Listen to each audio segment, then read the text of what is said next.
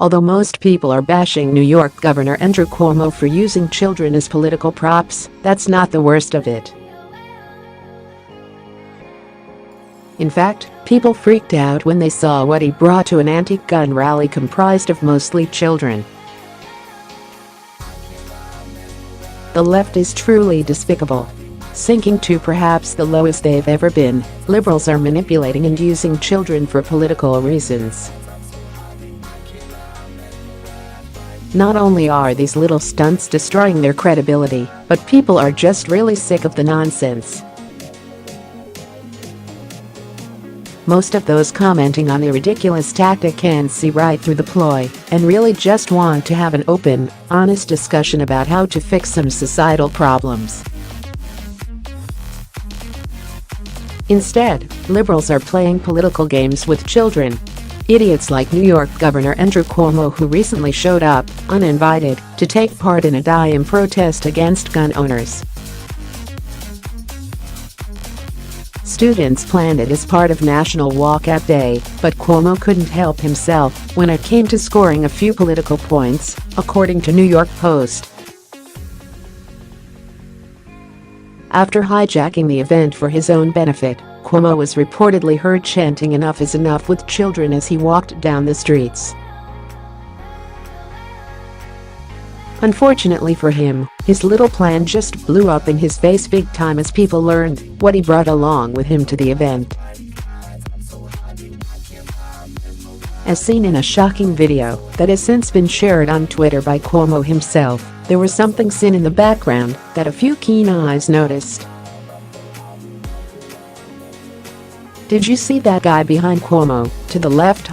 Well, that would be his armed security. Being a member of the Executive Services Detail, an elite unit within the New York State Police, that guy most certainly had a firearm underneath his coat, right on his hip. Cuomo had brought a gun to an anti-gun demonstration. Sadly, this is the kind of hypocrisy that we're dealing with when it comes to the left. Democrat politicians want to take guns away from ordinary citizens, even though their armed security has guns for their protection. For some reason, they actually suggest that the average American isn't smart or careful enough to handle firearms, which essentially means that they don't think our lives are worth defending. However, these are the same people who will always have armed guards to protect them, paid for by the same people who they think are too dumb to own guns. Backward, right? At this point, it's hard to even have a discussion with these people because of how irrational their views are.